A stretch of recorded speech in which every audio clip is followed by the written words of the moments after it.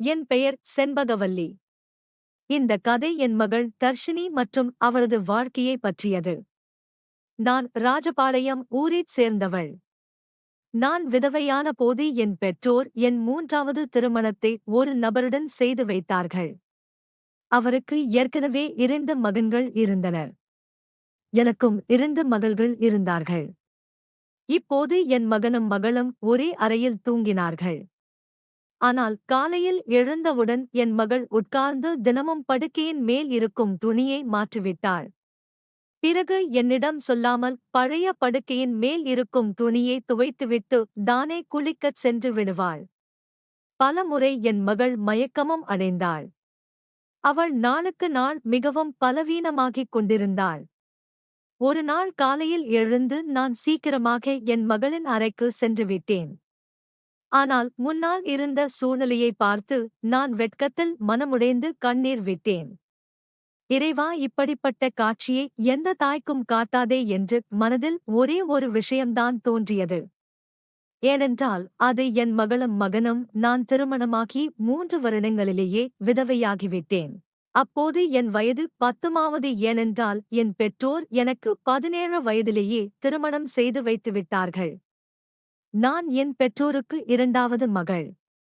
ஆனால் நான் அவர்களுக்கு ஒரு பெரிய சுமையாக இருப்பதாக உணர்ந்தேன். நான் அவர்களின் மகளே இல்லை என்று நினைத்தேன்.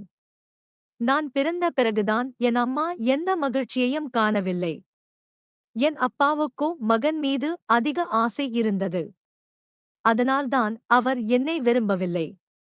எப்போதும் என்னிடமிருந்து விலகியே இருந்தார். மனத்தார என்னை நேசிக்கவில்லை. அவர் என்னை தனதாகவே கருதவில்லை. என் மீது மிகவும் கோபப்பட்டார். சில குடும்ப சக்திகள் காரணமாக என் தந்தையால் 2வது திருமணம் செய்து கொள்ளவும் முடியவில்லை. இந்த காரணத்திற்காகவே அவர் என்னை மிகவும் வெறுத்தார். எப்போதும் என்னிடம் கண்டிப்பாகவே பேசினார். இதன் காரணமாகவே அவர் என் திருமணத்தையும் சீக்கிரமாகவே செய்து வைத்துவிட்டார். என் கணவர் அரசு பள்ளியில் ஆசிரியராக இருந்தார். எங்களுக்கு 4 வயதில் ஒரு மகளும் இருந்தாள். ஆனால் ஒரு நாள் பள்ளியில் இருந்து வரும்போது வழியில் அவருக்கு விபத்து ஏற்பட்ட இடத்திலேயே அவர் இறந்துவிட்டார். அவர் என்னை விட்டு பிரிந்துவிட்டார். அந்த நாள் எனக்கு ஒரு ஊழி காலத்தை விட குறைவாக இல்லை. என் மீது பிரச்சனைகள் மலை போல் விழுந்தன. சில நாட்கள் கழித்து என் மாமனாரும் என்னை என் பெற்றோர் வீட்டுக்கு அனுப்பிவிட்டார். ஒருவேளை என் மீதும் அவருக்கு சுமையாகத்தான் இருந்தேன். அவரும் என்னை நன்றாக எண்ணவில்லை. அவர் எண்ணத்தில் நான் அவசகுணமான பெண். நான்தான் அவர் மகனை கொன்றது போல. பிறகு நான் அமைதியாக என் பெற்றோருடன் அவர்கள் வீட்டுக்கு வந்துவிட்டேன். என் பெற்றோரும் என்னை சுமையாகத்தான் கருதினார்கள். நான் என் மகளை கட்டிப்பிடித்து தனியாக நிறைய அழுதேன்.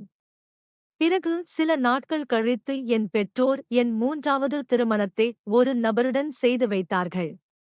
அவருக்கு ஏற்கனவே 2 மகன்கள் இருந்தனர். எனக்கும் 2 மகள்கள் இருந்தார்கள். நாங்கள் இருவரும் ஒரே மாதிரி இருந்தோம். அதனால் எங்கள் திருமணம் நடந்தது. இல்லையென்றால் எனக்கு நல்ல சம்பந்தங்களும் வரவில்லை. அவருடைய மகன் என் மகளை விட 2 வயது இளையவன். அவருடைய மகனின் பெயர் ரவிகுமார். என் மகளின் பெயர் தர்ஷினி. நாங்கள் ஒன்றாக சேர்ந்து சாப்பிட ஆரம்பித்தோம். நேரம் இப்படியே கடக்கத் தொடங்கியது. பார்த்து பார்த்து தர்ஷினிக்கு 18 வயதாகிவிட்டது. ரவிக்குமாருக்கு 14 வயதாகிவிட்டது. ரவிக்குமாரின் தந்தை இறந்து போனார். அவரும் இந்த உலகத்தை விட்டு நிரந்தரமாக எங்களை விட்டு பிரிந்துவிட்டார். அதாவது என் 2வது கணவரும் நிரந்தரமாக எங்களை விட்டு பிரிந்துவிட்டார். அவருக்கு எப்போதுமே உடம்பு சரியில்லாமல் இருந்தது. பலவிதமான நோய்கள் அவரை பிடித்துக் கொண்டிருந்தன. ஆனால் அவருடைய நோய்களுடன் எப்படியோ வாழ்க்கை நடந்து கொண்டிருந்தது. அவர் போன பிறகு வீட்டின் அலங்காரமே பறந்துவிட்டது போல் இருந்தது. எங்களுக்கு சொந்த வீடு இருந்ததால் வாடகை கவலை இல்லை. என் வீட்டிலேயே ஒரு சிறிய மளிகை கடையும் இருந்தது. ஒரு நாள் நாங்கள் எல்லோரும் தூங்கிக் கொண்டிருந்தோம். பிறகு திடீரென்று பலமான சத்தம் கேட்டது. என் நெஞ்சு நின்று போனது. நான் மிகவும் பதறிப் போனேன், பயந்து போனேன். சத்தம் ரவிக்குமாரின் அறையிலிருந்து வந்ததை பார்த்தேன். நான் அவனுடைய அறையை நோக்கி ஓடினேன். பார்த்ததும் ஆச்சரியம் அடைந்து விட்டேன். அறையின் கூரை விழுந்து விட்டது. இதை பார்த்து நான் பயந்து போனேன். ரவிக்குமார் இந்த கூரையின் அடியில் சிக்கிக் கொண்டானோ என்ற பயம் வந்தது. நான் அருகில் சென்று பார்த்தபோது ரவிக்குமார் அங்கே இல்லை. அவன் குளியல் அறைக்கு சென்றிருக்கலாம். அதனால்தான் அவன் உயிர் தப்பியது. ஏனென்றால் அவன் அறையின் கூரை விழுந்துவிட்டது. ரவிக்குமாருக்கு எந்த காயமும் ஏற்படவில்லை என்று நான் கடவுளுக்கு நன்றி கூறினேன். அவனுக்கு ஏதாவது நடந்திருந்தால் அவனுடைய இறந்து போன தந்தைக்கு நான் என்ன முகத்தை காட்டியிருப்பேன். ஆனால் இப்போது எங்களிடம் அந்த கூரையை மீண்டும் போடும் அளவுக்கு பணமில்லை. அறை மொத்தமும் பாழாகிவிட்டது. முழு கூரையும் விழுந்துவிட்டது. நாங்கள் அதை அப்படியே விட்டுவிட்டோம். அதன் பிறகு நான் எனக்காக என் படுக்கையை சமையலறையிலேயே போட்டுக்கொண்டேன். அறையில் 2 குழந்தைகளையும் தூங்கச் சொன்னேன். என்றால் வெளியே மிகவும் குளிராக இருந்தது. வெளியில் யாரும் தூங்க முடியாது. அறையில் ஒரு கட்டில் மற்றும் ஒரு கட்டில் மட்டுமே இருந்தது. 2 பேர் கூட மிகவும் சிரமப்பட்டுதான் தூங்க முடியும். இப்போது அவர்கள் இருவரும் ஒரே அறையில் தூங்கினார்கள். கட்டாயம் என்ன செய்ய முடியும்? அறையில் கடை இருந்தது. என் கணவர் வீட்டில் 5 அறைகள்தான் கட்டியிருந்தார். சரி, நாங்கள் 3 பேர் என்ற கணக்கில் அறைகள் சரிதான். ஆனால் 2 அறைகள் கிடைக்கும் அவசியமாக இருந்தது. இப்போது கட்டாயம் என்ன செய்ய முடியும்? வாழ்க்கை நடத்தானே வேண்டும்.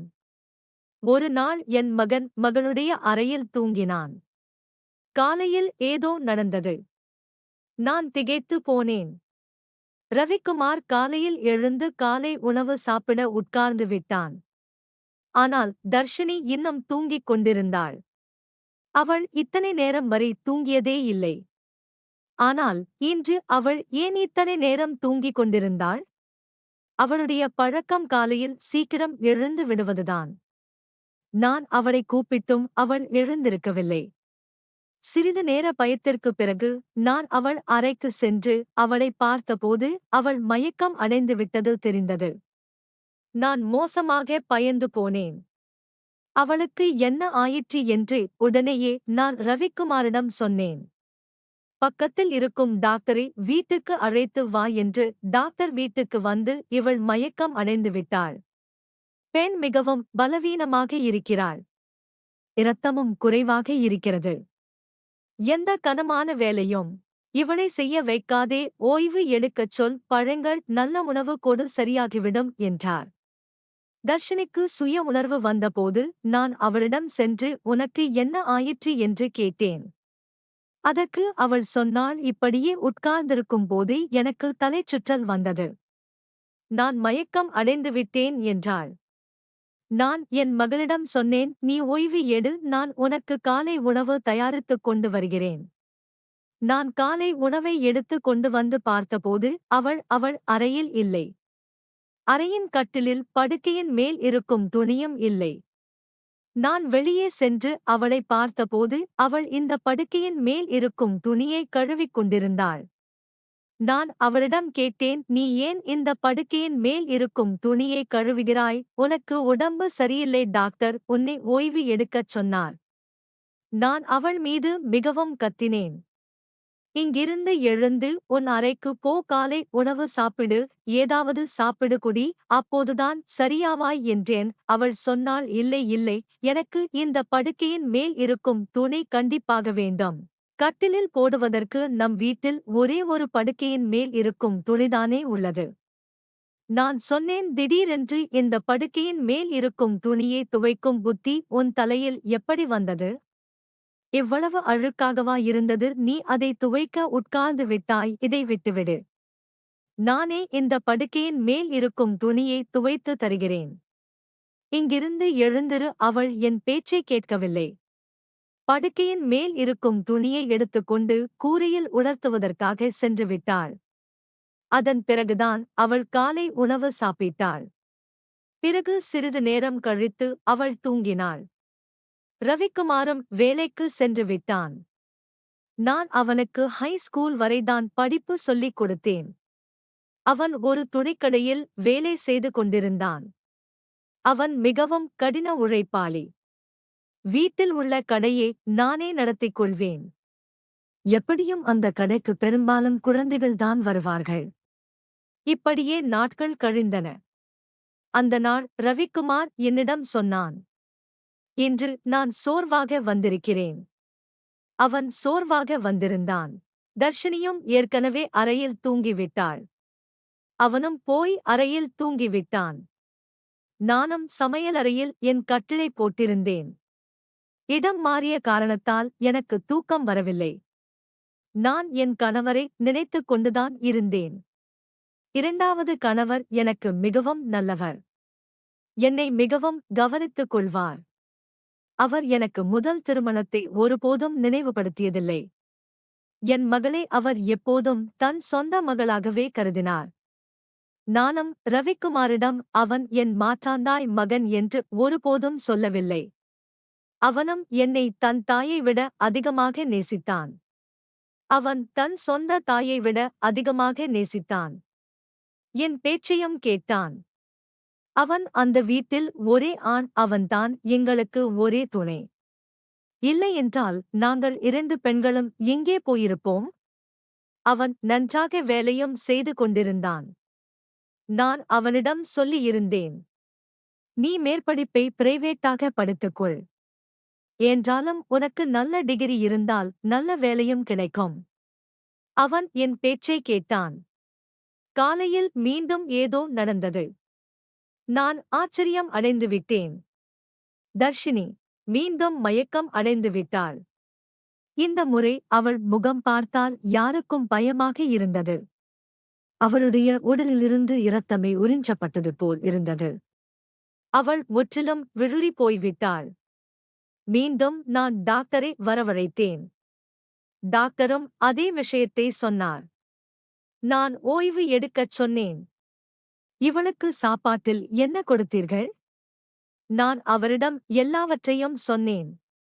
அதே பருப்பு காய்கறி கொடுத்தேன். பழங்களும் கொடுத்தேன். நாள் முழுவதும் எந்த வேலையும் செய்ய வைக்கவில்லை என்றேன். அதற்கு டாக்டர் சொன்னார், மீண்டும் இவ்வளவு பலவீனம் எப்படி வந்தது? இந்த விஷயத்தை நீங்கள் சீரியஸாக எடுத்துக்கொள்ளுங்கள். இல்லையென்றால் உங்கள் மகளின் உயிருக்கு ஆபத்து ஏற்படலாம். ஏனென்றால் இப்படி திடீரென்று மயக்கம் அடைவதும் பல மணி நேரம் மயக்கத்தில் இருப்பதும் சாதாரண விஷயம் அல்ல. டாக்டர் கண்டிப்பாக எல்லாவற்றையும் சொல்லிவிட்டு சிறிது நேரம் கழித்துச் சென்று விட்டார்.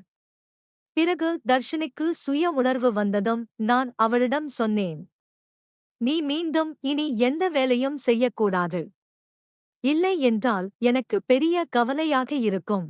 ஆனால் சிறிது நேரம் கழித்து நான் மீண்டும் அவள் அறைக்கு சென்றபோது அவள் என்ன செய்து கொண்டிருந்தாள் என்று பார்த்து நான் ஆச்சரியம் அடைந்தேன். அவள் மீண்டும் கட்டில் படுக்கையின் மேல் இருக்கும் துணியை துவைத்துக் கொண்டிருந்தாள். இந்த முறை நான் அவளை தூரத்திலிருந்து பார்த்து கொண்டிருந்தேன். ஏனென்றால் அவள் செய்து கொண்டிருந்தது எல்லாம் சாதாரணமாக இல்லை. அவள் மயக்கத்திலிருந்து எழுந்து படுக்கையின் மேல் இருக்கும் துணியை துவைக்க ஆரம்பித்து விடுவாள். ஆகஸ்ட், இது எல்லாம் என்ன நடக்கிறது? இதையெல்லாம் அவள் ஏன் செய்கிறாள்?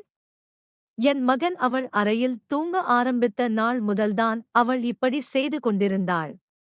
மயக்கமும் அப்போதுதான் ஆரம்பித்திருந்தது. ரவிக்குமார் அவளுக்கு மாற்றாந்தாய் மகன்தான். ஆனால் குழந்தை பருவத்திலிருந்து இருவரும் ஒன்றாக வளர்ந்தவர்கள். அவர்கள் இருவருக்கும் இடையே உடன் பிறந்த சகோதரர்களைப் போன்ற அன்புதான் இருந்தது. பிறகு இப்படி என்ன நடக்கிறது? என் மகளின் உடல்நிலை நாளுக்கு நாள் ஏன் மோசமாகிக் கொண்டிருக்கிறது? நான் அழுது கொண்டும் யோசித்துக் கொண்டும் இருந்தேன். இதெல்லாம் என்ன நடக்கிறது? ஒரு பெண் குழந்தை பெற்றெடுக்கும் போது பலவீனமாகிறாள். அவளுக்குள் பலமே இருக்காது. ஆனால் இளம் பெண்கள் இப்படி மயக்கம் அடைவது சகஜமான விஷயம் அல்ல. மறுநாளே அவள் படுக்கையின் மேல் இருக்கும் துணியை துவைத்து கூரையில் உலர்த்தினாள். சுற்றுப்புறமும் அவளையே பார்த்து கொண்டிருந்தது. நான் பார்த்ததைப் போல நான் சமையலறை ஜன்னல் வழியாக இதையெல்லாம் பார்த்து கொண்டிருந்தேன். நான் அவளை பார்ப்பதாக அவளுக்கு உணர்த்தவில்லை. ஆனால் என் மகள் என்ன செய்து கொண்டிருந்தாள்? அவள் மீண்டும் கட்டிலுக்கு வந்து படுத்தாள். மேலே இருந்த படுக்கையின் மேல் இருக்கும் துணியை எடுத்து போர்த்திக் கொண்டாள். அதனால் எனக்கு எதுவும் தெரியாமல் இருக்க வேண்டும். கீழே படுக்கையின் மேல் இருக்கும் துணி இருக்கிறதா இல்லையா என்று எனக்கு தெரியாது. நான் அவளுக்கு காலை உணவு கொடுத்து மருந்தும் கொடுத்தேன். கடை சரியாக நடக்கவில்லை. எங்கள் கடைக்கு பெரிய வாடிக்கையாளர்கள் யாரும் வரவில்லை. குழந்தைகள் மட்டுமே மிட்டாய் மற்றும் டாபீஸ் வாங்க வருவார்கள். தன் 20 ரூபாய் கொடுத்துவிட்டு போவோம் ஆர்டி போவார்கள். இப்படி எல்லாம் வேலை நடக்கப் போவதில்லை. நான் மிகவும் கவலையாக இருந்தேன். ஆனால் இந்த விஷயத்தை நான் என் குழந்தைகளிடம் சொல்லவே இல்லை. ரவிக்குமாரிடமும் எதுவும் சொல்லவில்லை. ஏனென்றால் அவன் ஏற்கனவே வேலை செய்து கொண்டிருந்தான். இப்போது இப்படி நான் இந்த விஷயத்தை சொன்னால் அவன் இன்னும் அதிகமாக கவலைப்படுவான். ஆனால் நானே மிகவும் கவலையாகிவிட்டேன். மேலும் டாக்டர் சொல்லியிருந்தார், மகளுக்கு நல்ல பொருட்கள் கொடுங்கள் என்று. ஆனால் வீட்டில் பருப்பு ரொட்டிக்கு கூட பணமில்லை. வீட்டுச் செலவு செய்வது மிகவும் கடினமாக இருந்தது. ஆனால் ஒரு நாள் மிகவும் வித்தியாசமான ஒன்று நடந்தது. நான் என் மகன் ரவிக்குமாரும் தர்ஷினியும் சில பேச்சுக்களை பேசிக் கொண்டதை கேட்டேன். அது எனக்கு ஒன்றுமே புரியவில்லை. என் மகன் சொன்னான், நீ இப்போதே உடம்பை கெடுத்துக் கொண்டாய். இப்படி எல்லாம் நடக்காது. உனக்கு இவ்வளவு சிரமமாக இருந்தால் நாம் இதெல்லாம் செய்ய முடியாது. என் மகள் சொன்னாள், இல்லை, நான் இந்த வேலை செய்ய வேண்டும். இப்படிப்பட்ட வாய்ப்புகள் மீண்டும் மீண்டும் கிடைக்காது. எனக்கு என்ன தெரியும் எனக்கு இப்படி எல்லாம் நடக்கும் என்று? எனக்குள்ளே இவ்வளவு பலம் கூட இல்லை என்று எனக்கு தெரியாது. என் மகன் சொன்னான், இப்போதாவது உனக்கு தெரிகிறதா? நான் உன் உயிரை பணயம் வைக்க முடியாது. அதற்கு என் மகள் சொன்னாள், இல்லை, 3-6 வாரங்கள்தான். அதற்குப் பிறகு இந்த வாய்ப்பு கிடைக்காது. இதெல்லாம் என்ன நடக்கிறது? எனக்கு ஒன்றுமே புரியவில்லை. இவர்கள் இருவரும் என்ன பேசிக்கொள்கிறார்கள்? ஒரு நாள் நான் இப்படி ஒன்றை பார்த்து நான் அதிர்ச்சி அடைந்தேன்.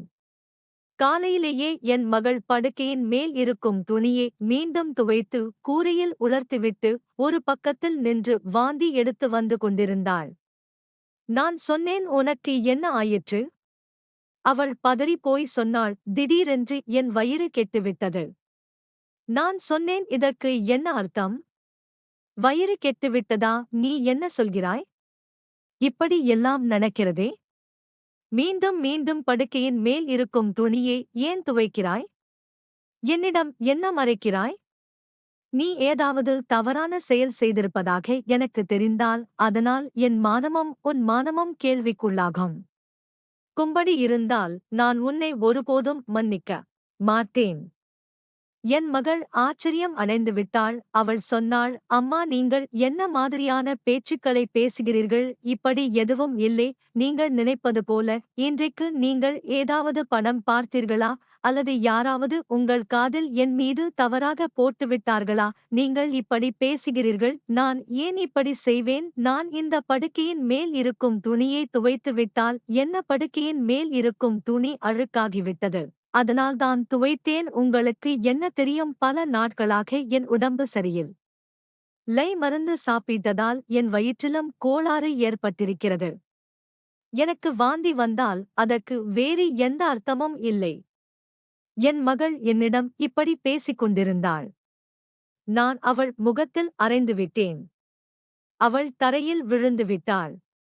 அப்போதுதான் திடீரென்று ரவிக்குமாரும் வந்துவிட்டான். அவன் சொன்னான், அம்மா, நீங்கள் என்ன செய்கிறீர்கள்? ஏன் இவள் மீது கை வைத்தீர்கள்? அதற்கு நான் அவனிடம் சொன்னேன், ஆமாம், நான் இவளை அடித்தேன். இவள் மீது கை வைத்தேன். இப்படி நான் ரொம்ப நாட்களுக்கு முன்பே செய்திருக்க வேண்டும். ஆனால் இன்னும்